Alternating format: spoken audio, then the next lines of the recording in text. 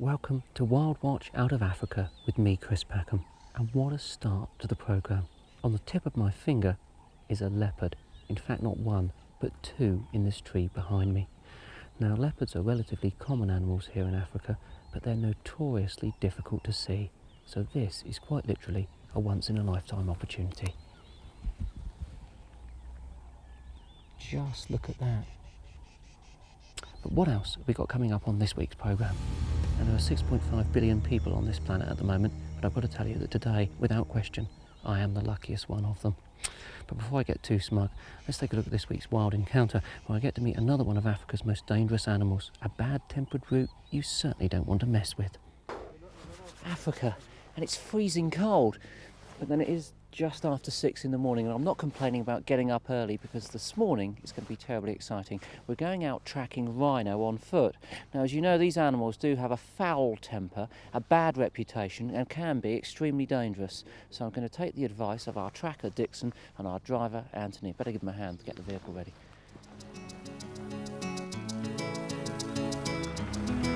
Now, these trekkers have got one of the most dangerous jobs in the whole of Africa. It's not only bad-tempered wild animals they have to keep a watchful eye on, they also have to deal with ruthless poachers who literally shoot to kill, and sometimes that even means people.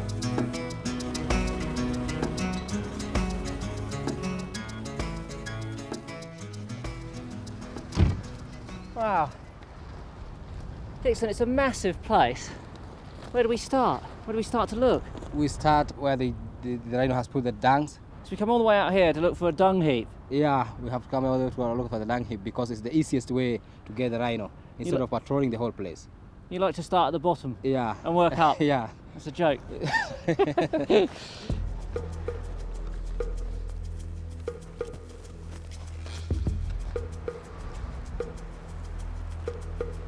This is the midden. Oh, this is the midden.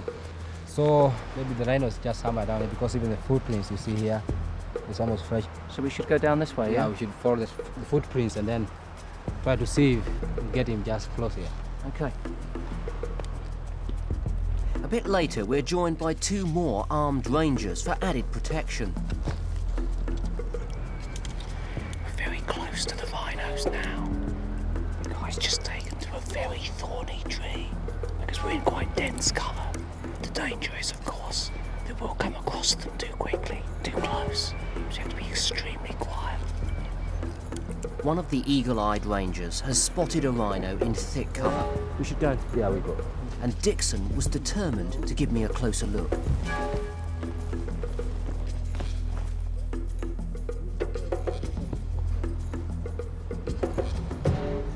We've found the rhino, but unfortunately it's found us. It's crossed our tracks and it can smell where we've been. So at the moment, he's coming right towards us. And obviously it's kind of important we don't let it get that close. So we're beating a retreat. It's pretty exciting stuff. All of a sudden, the animal that's well known for its bad temper had a mood swing. And when this happens, it's not a good idea to be too close. Is he a male? Yeah, he's a male. He was after us. Yeah, he was after us. And he would have charged us if he'd found us. Yeah. You see, he's a quite big male. Yeah. And what's he doing now? Just listening, getting comfortable? Yeah, you see, he's not comfortable, actually. When he's comfortable, he'll have to sleep. Now about 30 metres away from this rhino. It's actually dangerous even to speak in a low whisper like this. There's no question that being here in a very real sense of danger, because something spooks this animal when it comes out. Pandemonium. The sleeping giant dozed his way through the heat of the midday sun, but our wild encounter wasn't over yet.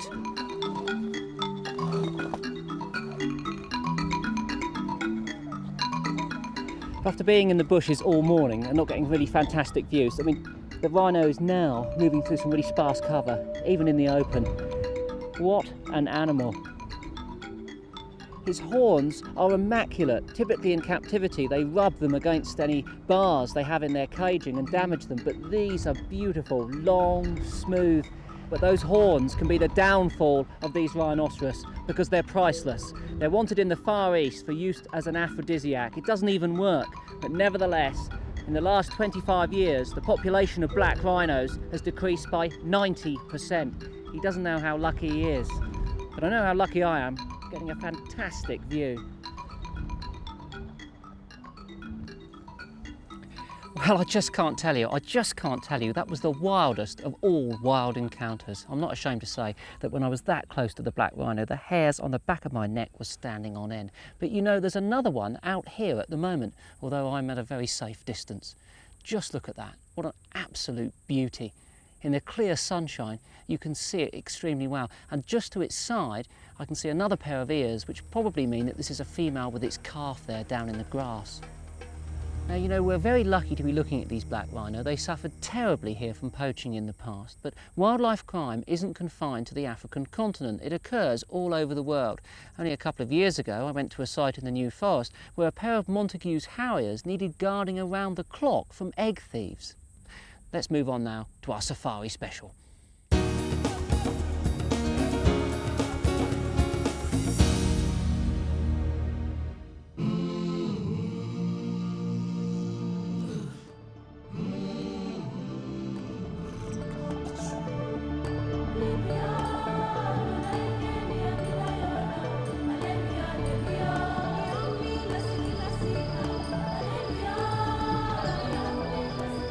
It's my first night in Africa, and I can't tell you how excited I am. Now, the fact that it's night is not in any way an inconvenience, because when it gets dark, Africa really comes to life. Look at what I've just found. It's an absolutely monstrous beetle, a bit like one of our maybugs or cockchafers. But then the whole of the night is alive with insects. Just listen to it. Most of those noises you can hear are being produced by cicadas. But there's masses of moths buzzing around, and of course all of these insects means there's plenty of food for bats. OK, bats and bugs are all very well, but I wanted to see the larger creatures Africa has to offer. And the best way to do this was to join our ranger Dixon on a nocturnal safari. What are we likely to see tonight, Dixon?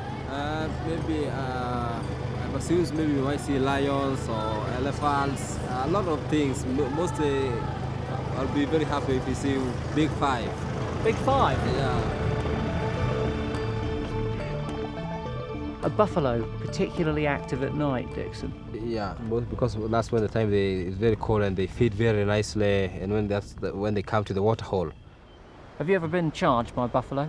Yeah, once we were charged, but actually we managed to help ourselves. How did you escape? We just escaped and jumped over a tree, and then the tree broke down, and then we went to another tree. So these animals are quite dangerous. It sounds like a bit of a caper. Yeah. And there's some zebra here as well. Zebras. We have plenty of zebras in the game reserve. So mostly they graze at night because you see always they're on move because they're so scared of lions. Yeah. So if something scared them here, they run almost 2 kilometers before they stop and try to see what was that.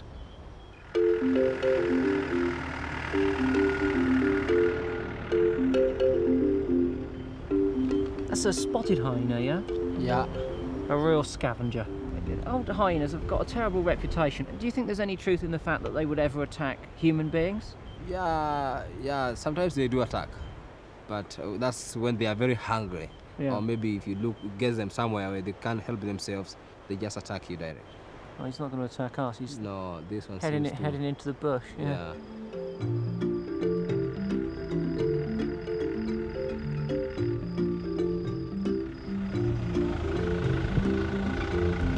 These jackals, they're a bit like our foxes. Yeah, actually they're just like our foxes, because you see these ones, mostly they get meat from killed from lions and hyenas. They're scavenging. Yeah.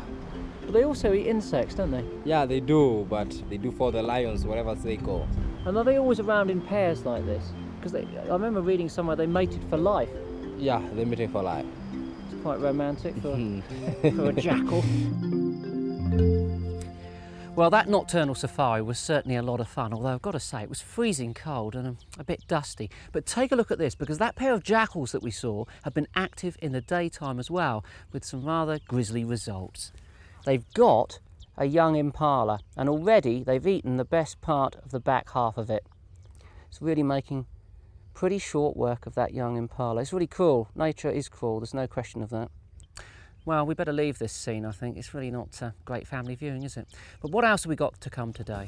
Welcome back to Wildwatch out of Africa. Now, just look at this. What an extraordinary spectacle. I can hardly contain myself. The best things in life are birds, and here are millions and millions and millions of pink ones. It's simply fantastic.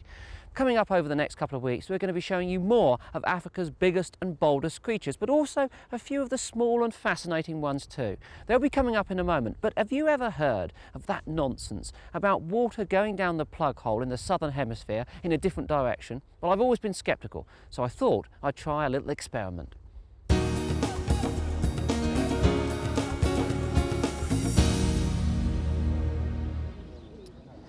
Now today, I'm on my way to the William Holden Animal Orphanage. Now William Holden, you'll remember, was an actor whose career spanned 40 years, but what you might not know is that he also had a very keen interest in African animal conservation.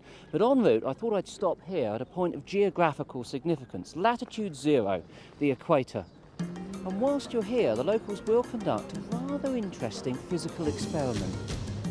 The Coriolis effect seems to be big business here in Kenya. Whenever you cross the equator, there's always someone ready to show you the experiment for a mere $10. What a bargain. And today, Patrick is our chosen scientist, and the test starts in our own northern hemisphere. It will only go clockwise. You know this is a fact and there's no way you can change it. No, this is probably a clockwise straw that you've got here. No. It's a special straw with magnets in or something. Right, come on, I've got to see it going anti-clockwise then. A quick 40-metre trip across the equator to the southern hemisphere. I just don't believe it. I'm seeing it with my own eyes. It's going anti-clockwise. You know what? The earlier you believe it, the better. You know, I thought this Coriolis effect was something they made up just to confuse you in O-level physics. Come on then, I've got to see it on the equator now. Now Patrick tells me there should be no rotation whatsoever. Let us apply our straw. Are you a believer now?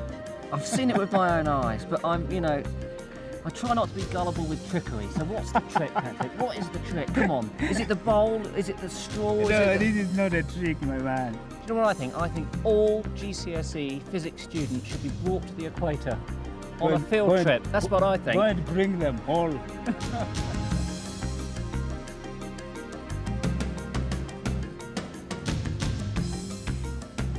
Now this remarkable thing is not a real animal at all, it's a hybrid, and I bet you can guess between which two species. A horse and a zebra, and it's called a zebroid. I have to say, I'm not normally a horsey type of person, but these are extremely attractive. Just look at that beautiful pattern on their skin. They were used as pack animals, a bit like mules, because they're extremely hardy. Meet Speedy.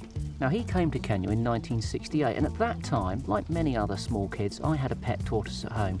Only mine was only that big. But then when you're William Holden, an Oscar-winning actor, and you want a pet tortoise, you can think bigger. This is a Seychelles tortoise, so it's not indigenous to Kenya. But you know, old Speedy here is more than 100 years old. Just look at that tongue. It's a prehensile tongue that's used for pulling foliage off of branches, very similar to a giraffe. But then of course this is no giraffe. This is a unique opportunity to see an animal that you hardly would ever see. For two reasons. These bongo are strictly nocturnal, and also they're Africa's rarest antelope. Now this wonderful animal is called a garaza, or a black and white colobus monkey. And colobus means mutilated. And if you look very carefully, you can see they only have 4 digits with a tiny thumb at the side. That's probably a very good adaptation for swinging around in the trees, and that's what these animals do. They're extremely arboreal.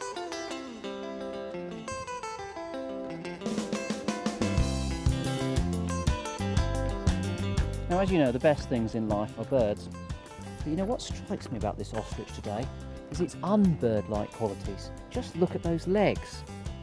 Look at its upright body and long neck. If ever I've seen one, this is a velociraptor. And of course, as you know, it's widely thought that birds evolved from dinosaurs. We'll be visiting another rehabilitation centre next week, but here's a question for you. Do you get fed up with the trials and tribulations of getting to work? You know, is the train late into Waterloo? Do you miss the Isle of Wight ferry? Do you get stuck in a traffic jam on the M25? Well, imagine that between you and work was one of these things. Just look at that lioness. They look pretty demure, pretty sober walking across the plain there, but let me tell you, they are awesomely powerful. And if this animal was standing between you and the office, the boss would be on the phone at 9:05 to the recruitment agency. But you know, there's a whole tribe of people, the Massai, that put up with these things on a daily basis. You see, for them, it's a wildlife.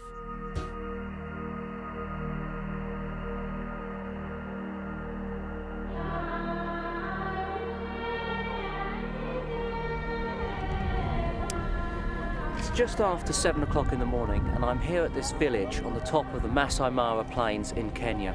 I'm going to be spending a day with this extraordinary, well-known and noble tribe of African peoples.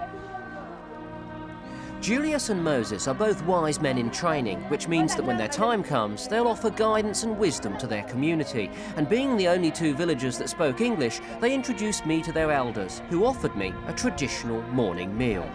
So, Moses, is it time for breakfast now? Right. Yeah? What's on the menu? We have blood and milk. Blood and milk, that's good. Toast? No, there's nothing. Okay, just blood and milk. Okay, well, let's knuckle down to breakfast then. Well, you can't get much fresher than this, but it's not only milk the cow contributes to breakfast, it's also blood. Now, this may look rather gruesome, but the animal always survives to tell the tale. It's much the same as you and I giving blood, and this cow will have at least 6 months to get over the ordeal.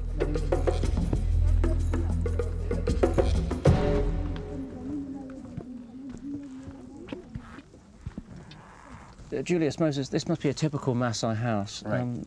How many people, Julius, would live in a house this size? This house is for one family, husband, wife, and the children. And the children? Yes. So 5, 6, maybe 7 people? Yes. Yeah. Okay, you better test it first, Moses. Yeah, okay. okay. Give it a test. Good vintage? Delicious. Is it?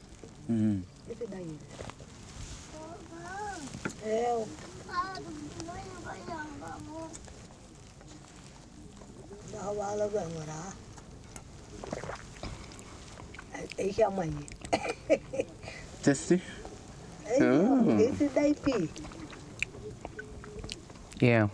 Very sort of like a very thick, meaty soup. Yeah. I can't see him getting a franchise in a motorway service station for a new type of breakfast bar. It's just not going to catch on. After breakfast, it was time to head off to work with the Maasai, which meant a long, dusty walk in search of fresh grazing lands. So, Julius, what do you do all day to protect the cattle? I mean, what about if there's a pride of lions here? You see the man looking after, he's having a spear. Yeah. A spear for protection of the cows when he sees any enemy. Any lions? Any lions. Are we likely to meet any lions today, do you think? Oh yeah, there's a plate of lands now. Yeah, you're teasing, I can tell. Yeah, no lions, thank goodness.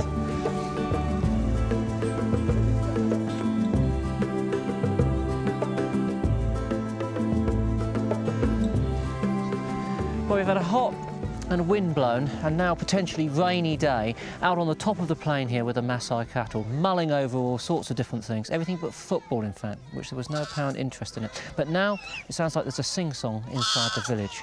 Are we ready, Julius? Yes.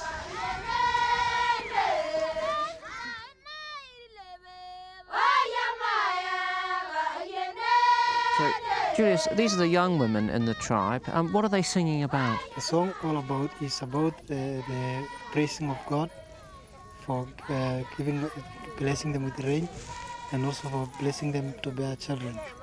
And they're praying for rain, and by the looks of it, Yes. their wishes are coming true. They wish it is coming soon. Because that's good news, isn't it? Yes. Because of the drought. Yes.